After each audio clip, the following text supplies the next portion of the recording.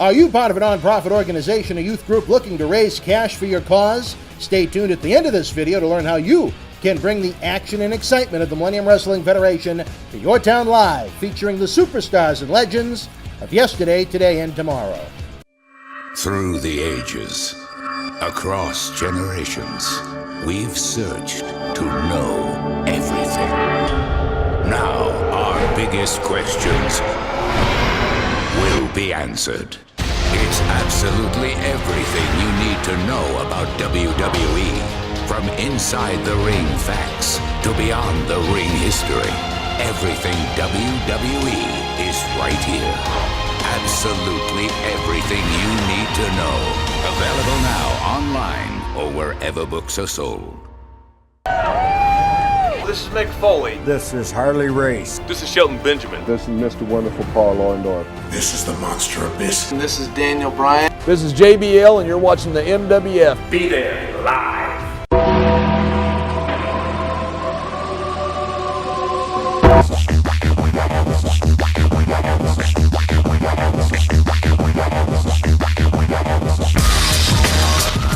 Wrestling fans around the corner, around the world, welcome to a special installment of Wrestling Insiders. I'm Dan Maurice, here at MWF Studios, joined by the one and only, the man that Eunice Torres says has a PhD in panties, John Cena Sr. Johnny, it's a pleasure to have you here once again. Well, it's, I would say fun to be here, but I don't know, I can't follow that. The fans may think that they're watching a rerun from 2016 or before, but no, it is 2017. We have a very special guest this week on Memories and Legends that we'll be talking about as time goes on. Santa Claus, I heard. I hear the footsteps footsteps on the roof. There you go. Sooner or later. It's going to be hard for those reindeer to navigate. It's been a warm fall so far here in New England. No problem. You want to talk about warmth, though, Johnny? This Sunday night, Minneapolis, Minnesota, it's the TLC pay-per-view. Big return this past week in the world of WWE. A man that you know very well. A man that just recently celebrated his 20th anniversary in this persona in WWE. I don't know if you'd call him a WWE icon, but certainly a legend, Kane. Nothing but good words for the Red Machine. I think that was so well done, so well put together, the secrecy behind that, and then the final wham, the Red Machine is back. I tell you what, looks like it's going to be Kane versus Roman Reigns sooner or later. But welcome back, Kane. And when he's back, all hell is going to break loose. Before we talk about the great legacy that Glenn Jacobs has created in WWE and beyond, as far as what we're seeing right now in WWE television, can you envision what the mystery is behind Kane returning after almost a year to WWE television, popping up on a Raw television program to attack Roman Reigns? Do you think it may play into what happened at WrestleMania in Orlando when I think that's part of it. You think that's part of it? Yeah, I'm here to avenge my brother. And I wouldn't be surprised if Kane and Reigns start to mix it up and we hear that gong go off. I wouldn't be surprised. I think the WWE is finally on track with some of these storylines. They're back to the old days, if I can use that word, where you've got something to look forward to. It was great to get that genuine surprise that wasn't spoiled by internet stuff. Nobody knew. And someone that the fans were genuinely happy to see. They were thrilled to see Kane, where it's been a while. So many talents get, in any wrestling promotion or in any form of entertainment, if you're on television 52 weeks a year, you get overexposed to a degree, where Kane has been MIA for so long, not even appearing at WrestleMania this year. Running for office, that's why. Running for office, well, that's just part of it. Plus, he had some injuries. He has that. He's a very busy guy. Yep. It got a great ovation in Portland at the Moda Center. Well deserved. There's a man that they couldn't decide what to do with. The dentist gimmick, the other gimmicks they came up with. Flashback to the summer of 1995. You have the debut of, shortly after Bret Hart stuck Jerry the King Lawler's foot in the King's mouth.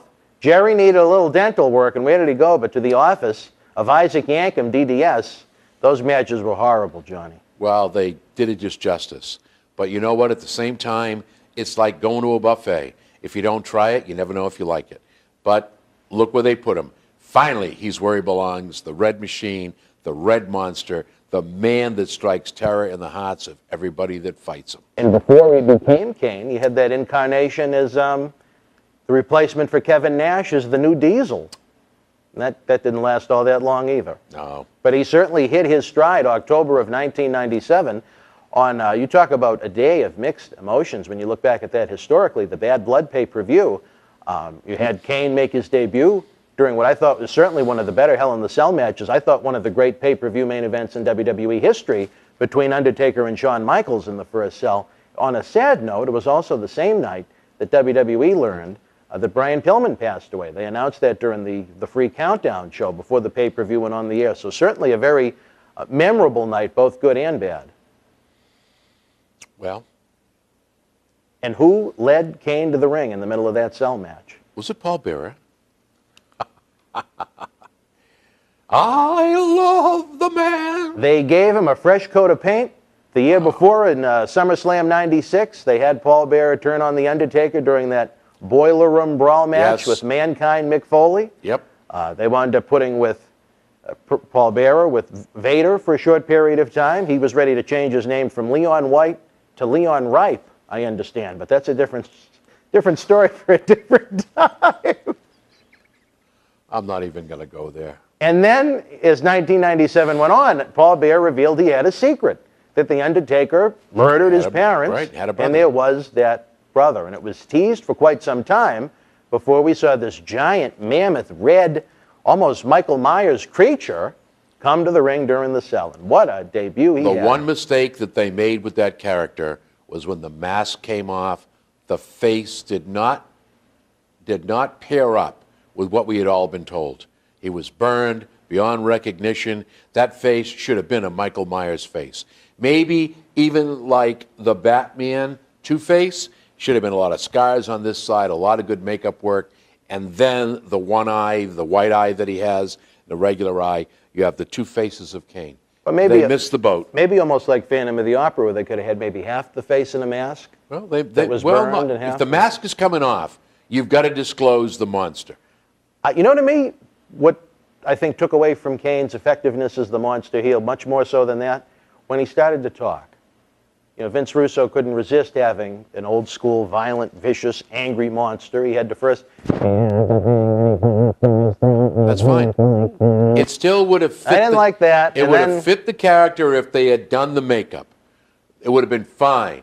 And then when you find out that he can't talk, basically, that's when you bring Paul Bearer in and let him do his own thing, the mouthpiece for Kane. But, you know, I have different opinions, as you well know, as WWE well knows. Sometimes. Well, we'll see. I tell you this, though, certainly a great legacy, that man. Glenn He took Jacobs. a great character, and he just made it even better. Absolutely. He's dedicated. Paul Bearer said the Kane character was an idea that him and The Undertaker came up with when traveling in those long, lonely roads that you have traveling from town to town, night after night, week after week, year after year. And to see what that idea in a car developed into, a character that for 2 decades has been one of the top feature attractions for WWE. It really is a testament not only to WWE pushing the character, but for what the man, Glenn Jacobs, has done with it. I agree. No argument from me at all. Paul Bearer speaks glowingly of him as a human being. He had several great runs with him. He had that initial run in 1997 before Vince McMahon tried to send Kane to the insane asylum, and then some comedy picked up.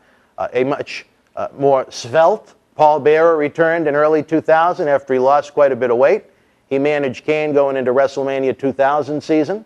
And then again, when Paul Bearer was very active with us in the Millennium Wrestling Federation, he made a surprise return to WWE SmackDown in the fall of 2010, first at the side of The Undertaker, but then at the Hell in the Cell pay-per-view in 2010, he revealed his true intentions and shined that magical light in The Undertaker's eyes, allowing Kane to retain championship gold. And unfortunately, the relationship ended when Edge tossed Paul Bearer off of scaffolding that was about a good 100 feet in the air and in the wheelchair. I don't know if you ever saw that one, but he kind of went splat. But anyway, we're talking about Paul Bearer. This is all about Kane. Wow. Is he a first ballot WWE Hall of Famer? I would hope so. He deserves it. I would hope so. A company man, Well, it's not even being a company man. It's the dedication he has to the business, the young people that he's helped come through the ranks, the people he's put over, the character he's developed. This, to me, is Hall of Fame material. Remember, Hall of Fame is something memorable. You have to earn it. It shouldn't be handed out. It has to be earned. Sometimes you have questions about some people who are in this Hall of Fame. He will not be one. Absolutely not. Never, not in my book. I think Glenn Jacobs has gone above and beyond what's required to be in the Hall of Fame. Hopefully, maybe this year, him and Undertaker will be inducted together. Oh, no, I don't think either one of them are done yet. I don't think they should put them in until they're done. Well, you know what? I disagree with that. You think they should put guys that are even semi-active into the Hall of Fame? Well, Taker does 1 or 2 performances a year. Okay. All right. If he does any, maybe it'll be 1 this year. I still would like to see Cena versus Taker. Everybody wants that. That would be the match of Everybody a wants lifetime. that. And April 8th in New Orleans, Johnny. We're hoping you're going to be there, Bubba. I'll be there at WrestleCon, but you know what? I have not been invited to attend WrestleMania. Yeah, So I guess we're still I 6 have months not been out, invited. Johnny. I have not been invited. So as far as I'm concerned, I have 2 days down there, some fun time with the fans, and then it's back to Massachusetts. I understand some people are referring to your time in New Orleans at WrestleMania 30 as the scene of the crime. You and the mysterious woman with the first initial B from 2014. That's a different story for a different time. I don't know if Kane could come up with something so macabre. Wow. Anyway. But again, Glenn Jacobs, right now, some fans may not be aware, he's running for office in Tennessee, Johnny. And he will not be with the company much longer. I think that he's going to end up being like The Undertaker, special appearances here and there. There's nothing wrong with putting a Hall of Fame ring on either one of these gentlemen, in my opinion. First, The Undertaker, another man that's earned it the hard way, came up the hard way, and Kane the same way. I see nothing wrong with saying, welcome to the Hall of Fame. I only wish, and I don't know if Vince will even see this or hear this, but I think it's time for a physical Hall of Fame. I think we got to put some meaning behind the rings, some meaning behind the inductions. There was talk that they may put a physical Hall of Fame together in Universal City Walk in Orlando at one point, but I think they put an NBA-type restaurant and store in that spot. Well, the NBA restaurant, the NBA, National Basketball Association. I might have that wrong, but it's already been there. There is one. Did it just close down, or am I thinking of something It was right next completely? to the Hard Rock Cafe.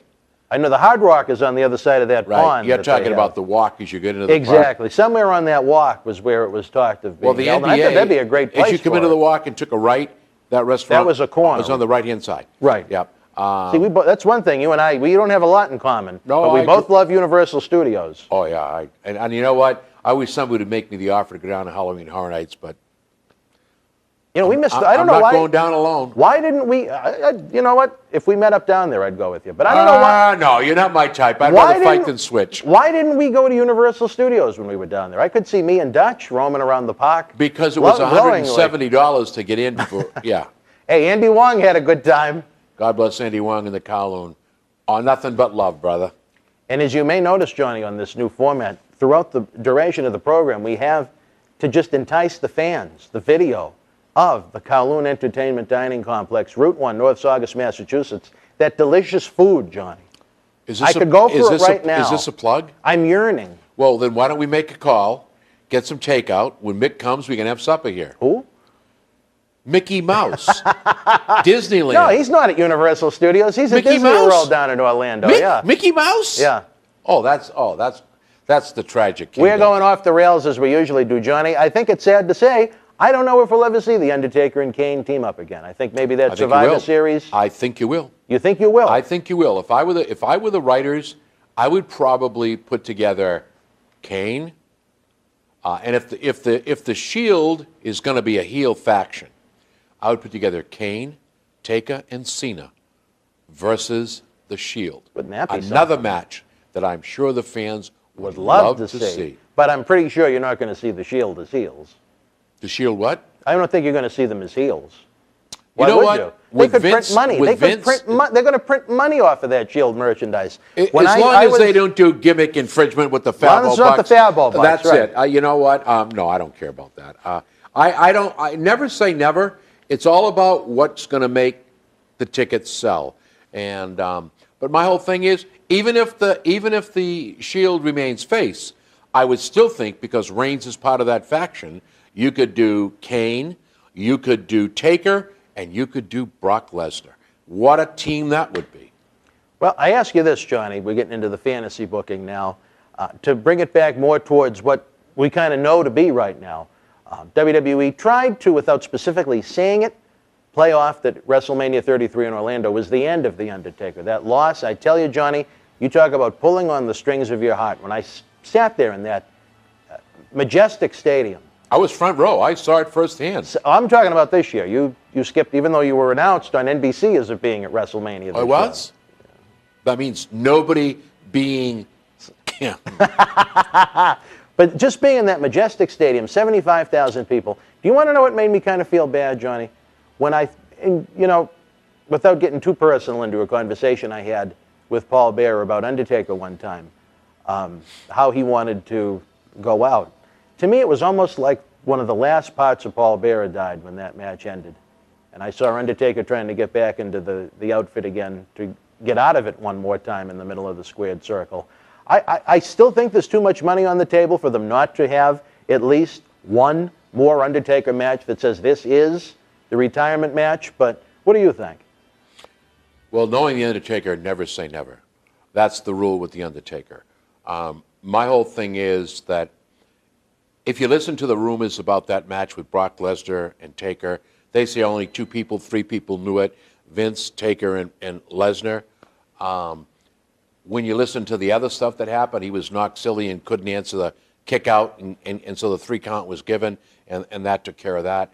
I personally believe that the WWE made a very huge mistake. That legacy never, ever, and Chris Jericho ever should have ended. It's a lousy thing to do. It should have been, if that's the last one, it's the last one. Find a way to get Lesnar rolled out of the ring or take it, whatever you had to do it. But never should Undertaker's legacy have been ended.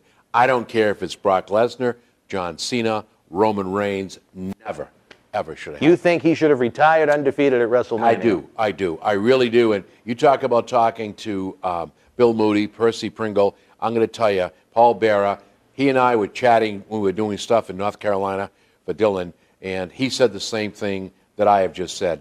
That streak never, ever should be broken. That's a legacy. That was something important and meaningful. It just never should have happened. I looked at it like this, Johnny. I was very disappointed when it happened. I said, okay, let's see what they build out of it.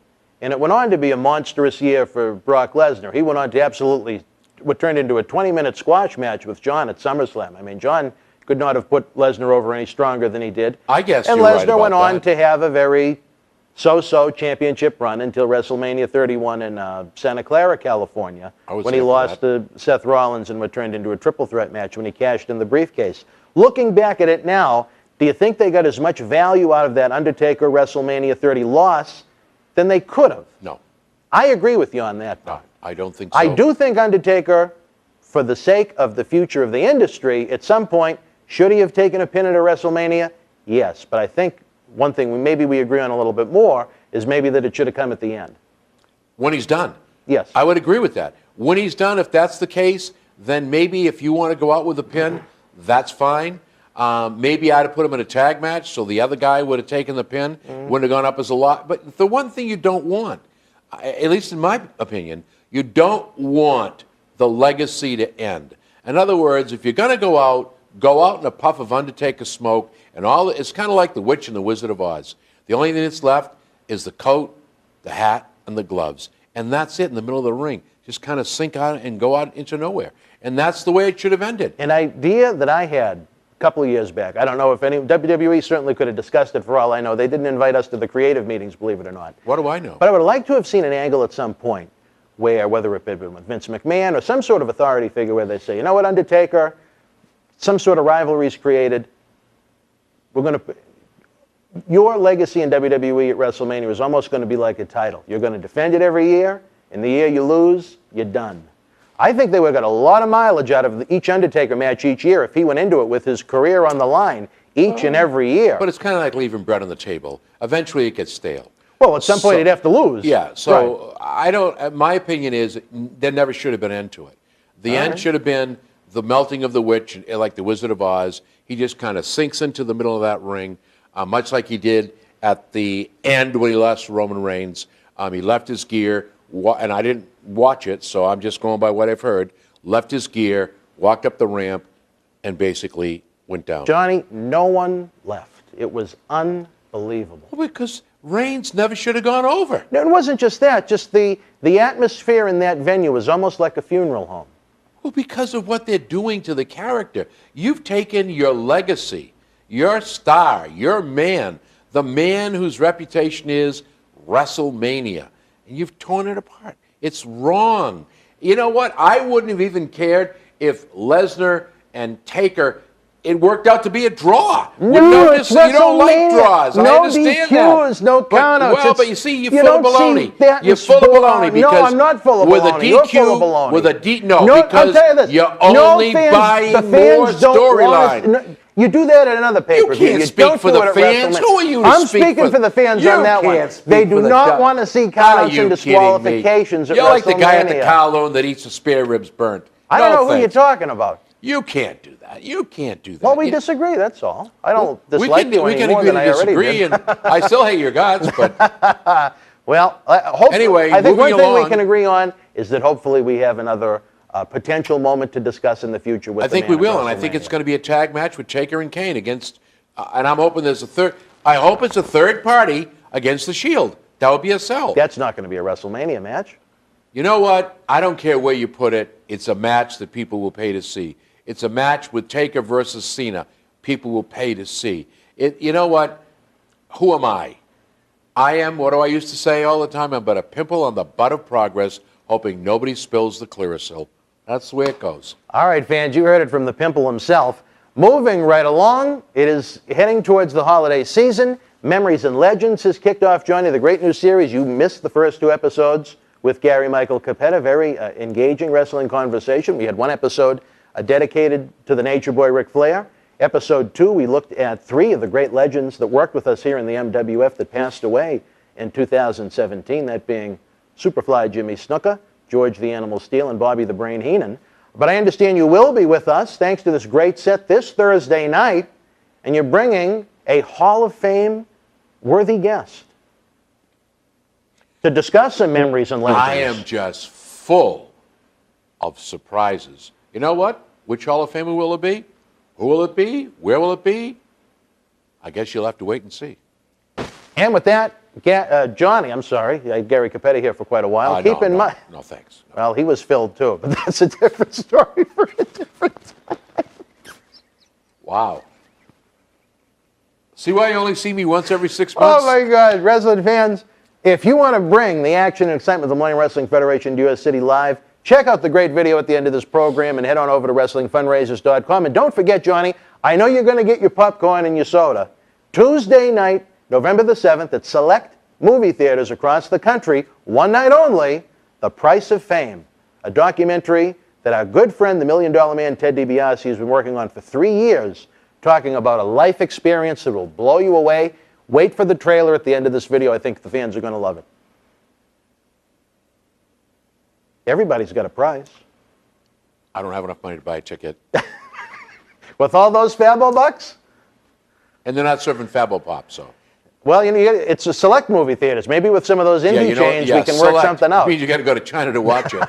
Yeah. No, I'll wait till it comes out on DVD, and then I'll have Mr. DiBiase sign it for me. Well, Ted is going to be joining Would us be an on honor. Ted is going to be joining us on an episode of Wrestling Insiders this month. It's going to be great.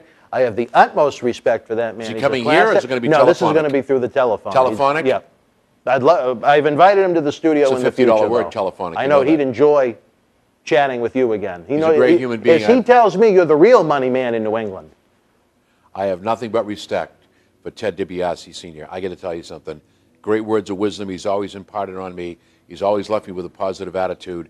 He really has an awful lot to say, and I hope that people, when they see this movie that he's put together, will finally get the message that he's trying to convey. And again, I'm not going to be at a theater to see it, but I will get the DVD. All right, fans, there you have it. Check out the trailer to this great documentary coming up momentarily. And then stand by. WrestlingFundraisers.com will tell you how we can bring an action-packed live event to your city. In this day and age, everybody knows a school, a nonprofit organization, a kids group that could use some extra cash to help the process move forward. What a better way than have the Millennium Wrestling Federation come to your city live. For John Cena Sr., I'm Dan Marani. Until we speak again, folks, we'll see you Thursday night on Memories and Legends. Wrestling fans, I'm Dan Marani. And I'm John Cena Sr. Thank you for giving us the opportunity to let you know how the action and excitement of the Millennium Wrestling Federation can come to your city live to help raise cash for your nonprofit cause. Experience the action and excitement of the Millennium Wrestling Federation live in your city throughout New England, the tri-state area, down through the Carolinas, out to our friends in the Midwest and beyond.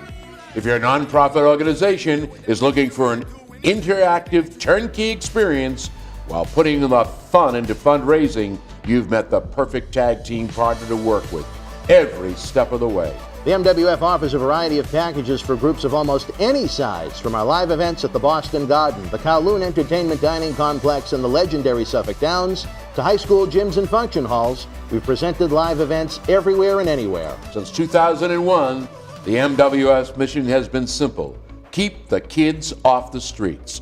Under the leadership of President David Reese, we bring the superstars of yesterday, today, and tomorrow to your town.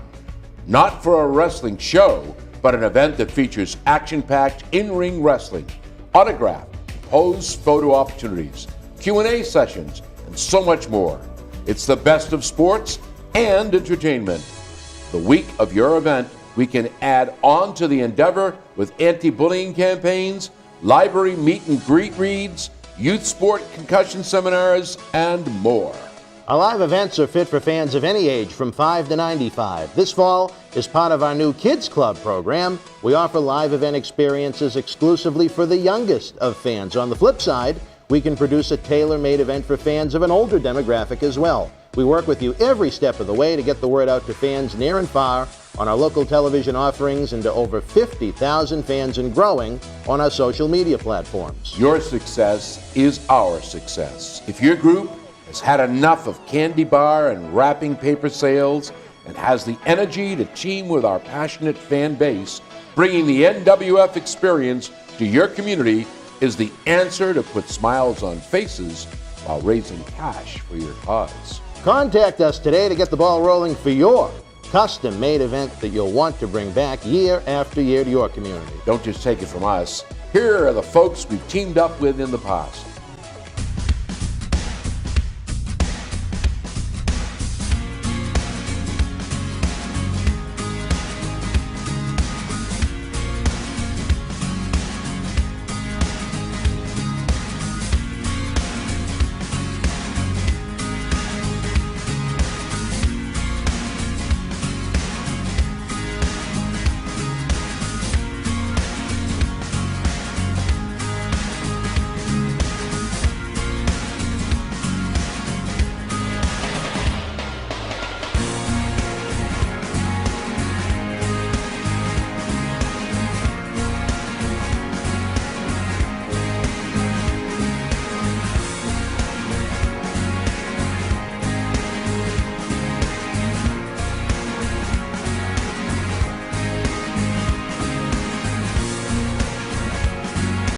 Yep, that's my dad.